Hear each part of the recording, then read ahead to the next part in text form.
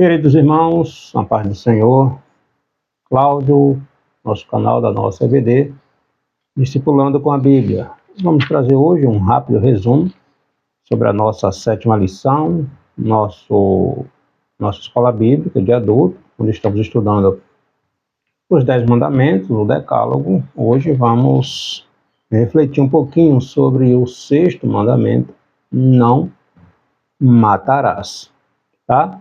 Nossa 5ª lição nós estudamos o 5º mandamento e assim vamos a cada lição estudando um mandamento.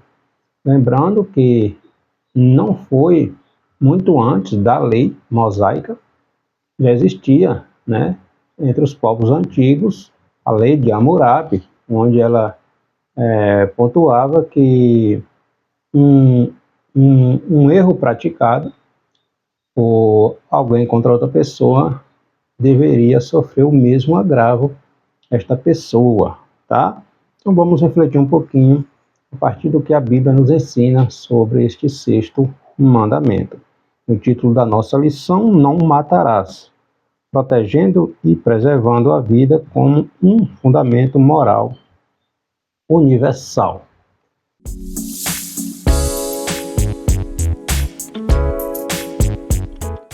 O nosso textuário está no livro de Êxodo, capítulo 23, versículo 7. De palavras de falsidade te afastarás e não matarás o inocente e o justo, porque não justificarei o ímpio. Verdade aplicada faz parte das responsabilidades do discípulo de Cristo a preservação e proteção da vida e uma constante vigilância ao estado do coração. E os nossos objetivos: expor o aspecto espiritual e legal do 6º mandamento, mostrar a interpretação de Jesus do 6º mandamento e falar sobre o desrespeito à vida e responsabilidade. Então, nossa Bíblia Sagrada nos ensina a observar a lei do Senhor.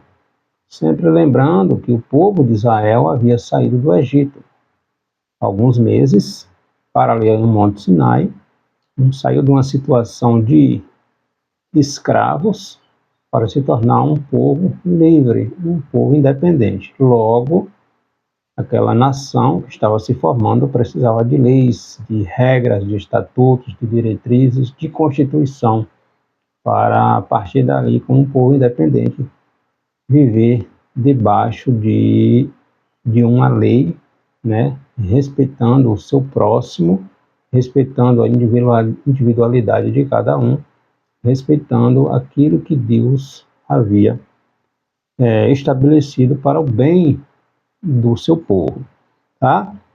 Nosso texto bíblico está no livro de Êxodo, capítulo 20, versículo 13, Números, capítulo 35, versículos do 16 ao 19. Não matarás. Porém, se aferir com instrumento de ferro e morrer, homicida é, certamente o homicida morrerá. Ou se aferir com pedra a mão, de que possa morrer, e ela morrer, homicida é, certamente o homicida morrerá.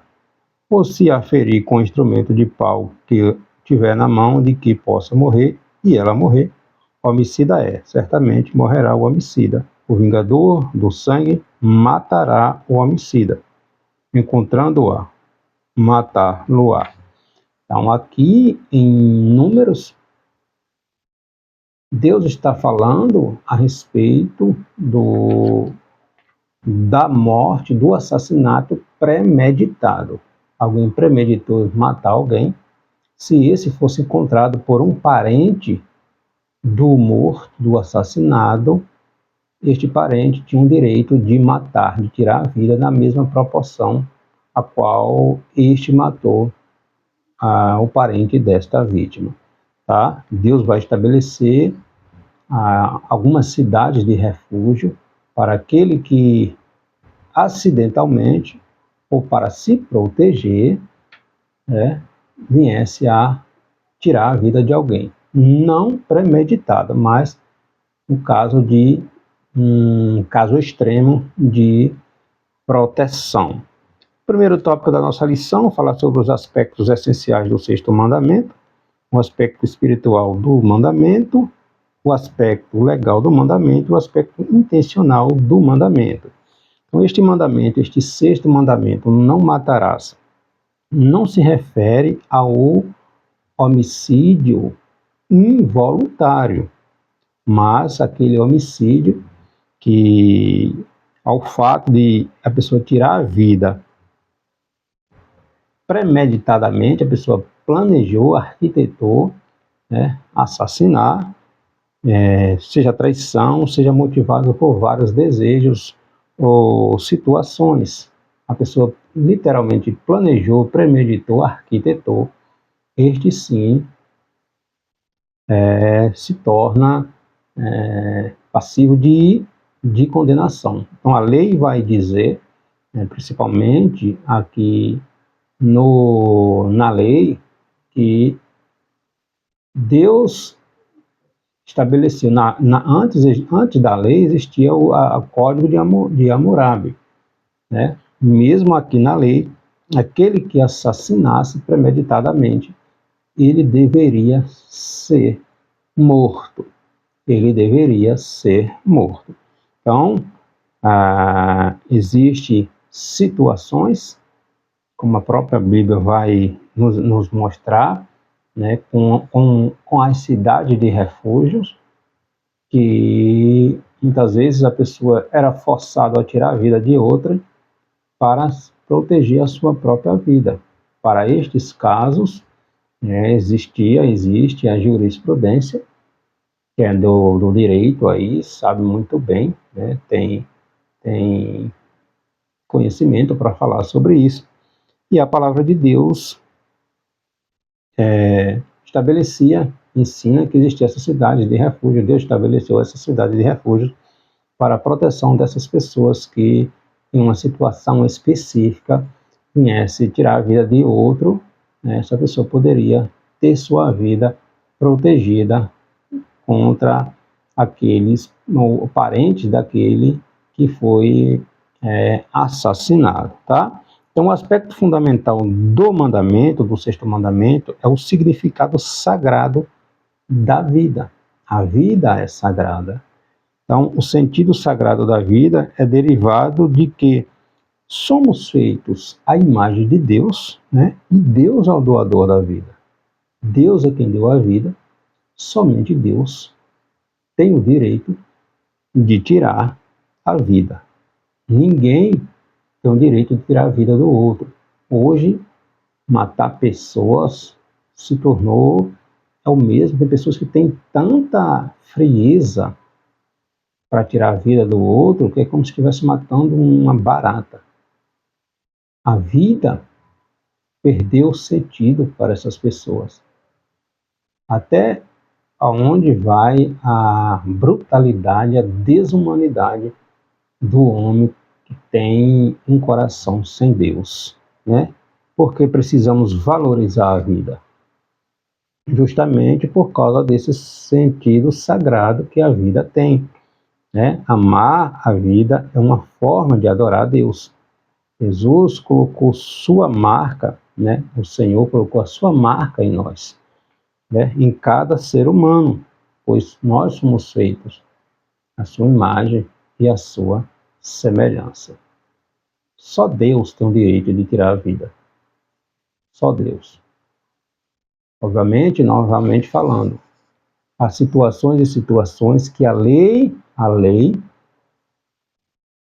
humana permite, né?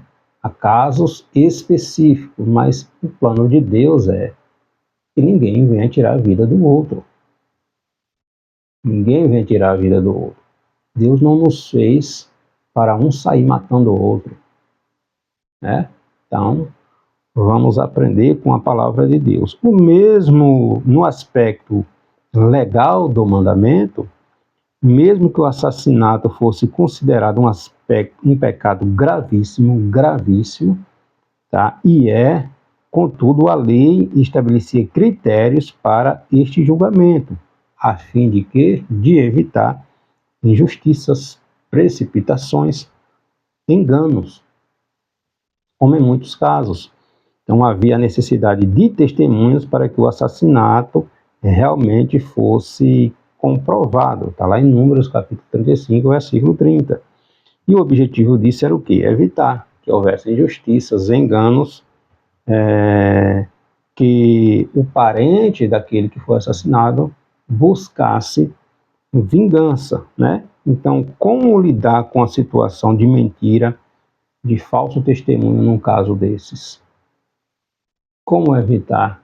Como descobrir se estava havendo mentira ou não? Deus é soberano, Deus sabe todas as coisas. O nono mandamento fala expressamente contra a mentira. Deus conhece o coração do homem, né? Deus conhece os planos do coração do homem. Então Deus já deixa lá no nono mandamento não a questão da mentira, né? Está lá em Êxodo capítulo 20, versículo 16. Então trazem uma série de advertências sobre as falsas testemunhas e estas deveriam sofrer a punição do acusado contra quem falassem ou dessem falso testemunho. Então, falar, acusar falsamente, este também seria passível de punição. Então, Deus sabe todas as coisas. O problema é que o homem joga a Bíblia de lado, esquece a palavra de Deus, ignora os princípios da palavra de Deus, e assim como estavam fazendo os fariseus, né, botando a tradição acima do que realmente a lei e a palavra de Deus estava falando. E no aspecto intencional do mandamento, o que fazer com os casos de homicídio involuntário? A Bíblia vem relatar sobre isso, né? Casos de acidente, matar o outro em legítima defesa, no caso de defender a sua família, defender um bem, uma propriedade. Então a Bíblia tinha respostas para estas situações, para esse tipo de caso em que o homicídio fosse involuntário, em legítima defesa, em defesa da família, um acidente, não foi premeditado, não foi planejado, aconteceu por um acidente. O sistema era que após o homicídio involuntário, o assassino, ele poderia fugir para uma das cidades refúgios, para evitar cair na mão de um parente do assassinado, daquele que foi morto. Obviamente, um parente ia querer vingar a morte do seu falecido. Como o assassinato, a morte da pessoa foi involuntária, não foi intencional, né? Aconteceu por um caso específico, extremo, este que assassinou iria para uma dessas cidades de refúgio, existiam acho que eram 6 cidades de refúgio, ou 12, não me recordo, né, que Deus estabeleceu ali no território das tribos de Israel, e este homem, esta pessoa, se abrigava nesta cidade e ficaria ali até que o sacerdote daquela cidade morresse. Quando o sacerdote morresse, esse homem estaria livre do crime cometido. Tá? Agora, se o assassinato, se fosse comprovado que ele matou intencionalmente, ele premeditou, o sacerdote entregaria ele ao parente, a um dos parentes do morto, para que este vingasse. Era a lei do Levirá, a lei de Hammurabi, a lei do olho por olho, do dente, olho por olho, né? A mesma situação que essa pessoa morreu, se comprovasse que o assassinato aconteceu premeditadamente, este deveria morrer da mesma forma, tá? Então Deus criou leis de proteção em casos premeditados e em casos acidentais. O julgamento não deveria ser feito com base apenas em um dos lados da história. Ambos os lados deveriam ser levados em conta, ou seja, este julgamento não deveria ser precipitado, deveria ser analisado e se houvesse a intenção ou se a morte foi acidental ou não. No caso a pessoa não seria culpada de assassinato e não poderia ser entregue pela congregação do vingador se o assassinato, se a morte da pessoa não foi algo planejado, arquitetado. A pessoa premeditou tirar a vida do outro, vai lá e tira, tá? Então, no caso, causa de acidentes. O segundo tópico da lição, Jesus Cristo e o sexto mandamento, né? Uma questão do coração, uma ação motivada pela ira, e tratando do coração. Então, Jesus vai mais além do que a própria lei mosaica estabelecia. Jesus excede isso aí. No coração desejar, essa pessoa já está, Jesus vai incluir isso aqui, se incluindo nesse mesmo ato de assassinato, só em desejar do coração a morte do outro. Então Jesus apresentou quão amplo é o alcance do sexto mandamento para o povo de Deus, né, para o cristão. Ele não somente proíbe o assassinato e a violência, como também as palavras provocativas e os maus pensamentos contra o próximo. Jesus trata isso lá em Mateus capítulo 5, versículo 21, Sermão da Montanha, Sermão do Monte, onde Jesus está lidando ali com os fariseus, né? Ouviste que foi dito aos antigos, não matarás, mas qualquer que matar será réu de juízo. Eu, porém, vos digo que qualquer que sem motivo, o que Jesus disse, sem polarizar contra seu irmão, será réu de juízo. E qualquer que disser a seu irmão raça, será réu de sinédrio. E qualquer que lhe disser louco, será réu do fogo do inferno. Portanto, se trouxeres a tua oferta ao altar, e aí te lembrares de que teu irmão tem alguma coisa contra ti, deixa ali diante do altar a tua oferta, e vai reconciliar-te com o teu próximo, né, com o teu irmão, e depois vem e apresenta a tua oferta. Vai-te, concilia-te depressa com o teu adversário. Então, Jesus vai além do que a própria lei estabelecia. Tá? Premeditar no coração já está, já é como se tivesse praticado o ato. Então, a interpretação de Jesus Cristo, matar é tanto uma ação interior quanto exterior.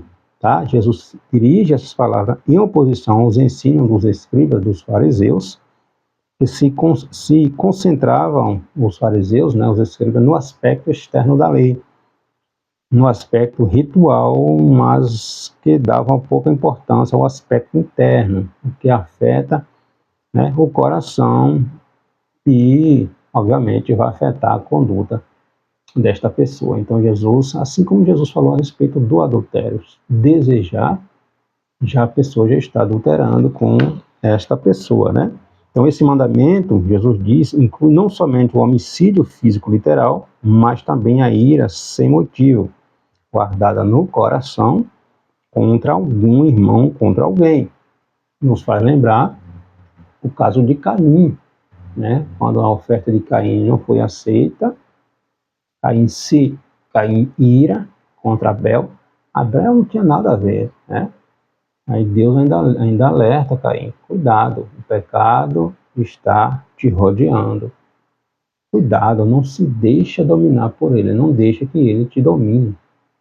Mas Caim já tinha deixado brotar no seu coração aquela raiz de amargura, aquele ódio desenfreado, e vai lá e assassinou o seu irmão. Então, no Sermão da Montanha, aqui em Mateus, capítulo 5, a partir do versículo 21, Jesus faz uma interpretação, né, do sexto mandamento e mostra como um coração não regenerado, dominado pela ira pecaminosa, é basicamente um coração com motivações homicidas. Os fariseus ensinavam que o assassinato consistia em tirar a vida de alguém, mas o Senhor Jesus vai além disso, né? Jesus disse que o mandamento se estendia não apenas ao ato em si, literalmente praticado, mas também à atitude, à motivação por trás dela, né? O criminoso, aos olhos de Deus, não era somente aquele que praticava o ato literalmente, mas principalmente aquele que abrigava em seu interior, em seu coração, a ira contra o seu irmão.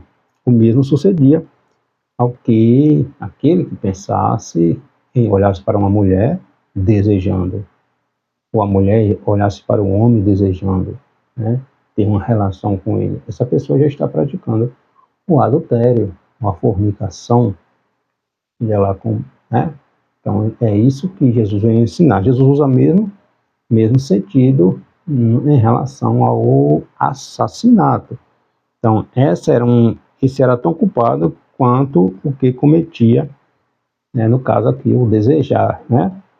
Então a questão não está limitada ao comportamento, à ação externa, mas também aquilo que deseja o coração. Jesus vai ensinar, vai mostrar também que o que corrompe o homem é aquilo que sai do coração.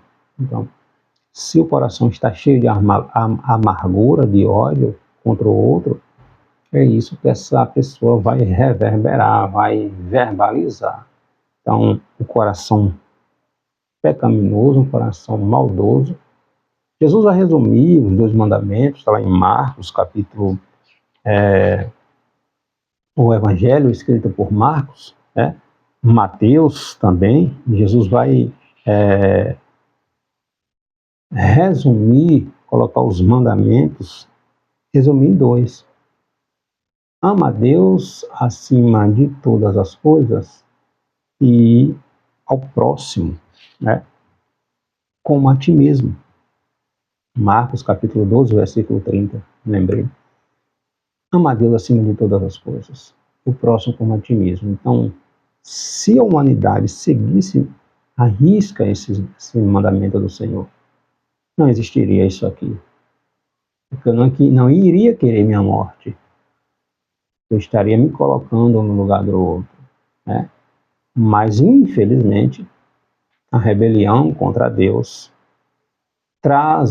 provoca essas tragédias que a humanidade vive diariamente, né? Diariamente, a humanidade, um tirando a vida do outro. Então, Jesus Cristo mostrou que não são somente o assassinato e a violência que são proibidos por ele, mas até mesmo palavras provocantes, pensamentos irados. João vai dizer na sua epístola: filhinhos, ireis, mas não pequeis. Ireis, mas não pequeis. Né? Então, Tiago vai falar também na sua epístola, né? Capítulo 1, versículo 20, a ira do homem não opera a justiça de Deus. A ira do homem não opera a justiça de Deus, né? Então, aos olhos de Deus, aquele que se ira contra o seu irmão sem motivo está sujeito a julgamento, como se houvesse, né, cometido o próprio assassinato. Interessante que Aristóteles, filósofo, discípulo de Platão, Aristóteles tem uma frase que ele diz assim, ó: qualquer um pode zangar, pode irar-se. Isso é fácil, mas zangar ou irar com a pessoa certa, na medida certa, na hora certa, pelo motivo certo e da maneira certa, não é fácil. Jesus chega um momento que Jesus chega ali no templo, onde os fariseus, os doutores estão comercializando, né, ali no templo. Aí Jesus se ira naquele momento. Mas Jesus não pecou. Jesus vira as mesas dos cambistas, dos comerciantes, e Jesus literalmente braveja ali. Estão fazendo na casa do meu pai um comércio. Jesus se irou naquele momento contra a atitude daquele povo que estavam fazendo da casa de Deus um comércio, uma feira livre. Mas Jesus não pecou. Então, João vai dizer: filhinhos, ireis, mas não peques. Tenham o domínio próprio, né? Um dos frutos do Espírito, está lá em Gálatas capítulo 5, versículo 22. O fruto do Espírito. Tá? Então, a gente precisa dominar as nossas emoções. dominar as nossas emoções, né? O Espírito Santo precisa ter liberdade de trabalhar na nossa vida, de deixar que o Espírito Santo molde, irmãos, a nossa natureza. Infelizmente, quem está sem Deus, né, esse é o mundo que nós vivemos. Esse é o mundo que nós vivemos. A humanidade sem Deus se torna um animal selvagem, né? E o terceiro tópico da nossa lição, o respeito ao dom da vida, o cuidado em preservar a vida, um código a ser respeitado, a violação do mandamento. Então, esse sexto mandamento tem implicações importantes para a sociedade contemporânea. E como tem, né? Há um grande desrespeito insensível à vida, né? A morte está em toda parte. Se mata as pessoas por nada. Por nada. Tem pessoas que têm uma natureza tão miserável, mas tão miserável que só alguém olhar para ela e ela achar que a pessoa está pensando algo, essa pessoa já vai lá e tira a vida de outra. É uma brutalidade, é uma desumanidade tão miserável que nós estamos vivendo nesta era. E só as misericórdias de Deus, só a mão de Deus. Por isso, antes de sair da tua casa, ora, entrega a tua vida a Deus, consagra a tua família, rende tua vida a Deus. E só Deus para nos proteger. Deus deu a vida e só Deus tem o direito de tirar a vida. Mas a humanidade com a mente cauterizada, faltou faltou amor, irmãos, faltou tudo. Faltou amor, faltou tudo. Então, só Deus para nos guardar, né? Então, esse sexto mandamento trata especificamente do cuidado em preservar, né, a vida. Não matarás. Define o cuidado que devemos ter tanto com as nossas vidas quanto com a de nossos semelhantes. A vida, ela é sagrada. E aqui a gente inclui, né, a eutanásia, o aborto. E tantas crianças são assassinadas diariamente. Né? Então, somente Deus tem o direito de tirar a vida, seja por ordem expressa, por seu próprio julgamento. Deus é Senhor, Deus deu a vida, só Ele tem esta liberdade, esse direito. Né? Então, desde os primórdios, antes mesmo da lei mosaica, da lei escrita no Sinai, o código de moral, de respeito à vida, já existia, né? Povos da antiguidade já se pautavam na lei do Hammurabi, né? Os mesopotâmios, os egípcios, os gregos, muito antes de Cristo, né? 1700 antes de Cristo, já eram guiados por essa lei, ou seja, olho por olho, dente por dente. Se alguém tirasse a vida de outro, pagaria da mesma forma. A vida é preciosa, a vida é valiosa, a vida é um dom de Deus, né? Então hoje o nível de desrespeito e de descaso à vida é tão alarmante, irmãos, tão alarmante, né? Então vivemos em um tempo de desumanidade, mas sobretudo um tempo em que não há temor de Deus. Faltou o temor a Deus, o homem vira um animal. O homem vira um animal da pior espécie possível, né? Que Deus nos guarde, que Deus nos proteja, que Deus proteja a nossa família, que Deus abra a mente dessas pessoas, o coração dessas pessoas, que o Espírito Santo ache lugar no coração dessas pessoas, que haja transformação de vidas. Meu Deus, que haja transformação de vida. Vamos orar, irmãos, vamos clamar a Deus para que essas pessoas venham a ser alcançadas pelo amor de Deus. Nos resta orar, clamar, pedir a Deus proteção e continuar. orando, intercedendo. Enquanto estamos aqui neste mundo, é porque Deus tem algo para nós neste mundo. Mesmo este caos que a gente está vivendo aí.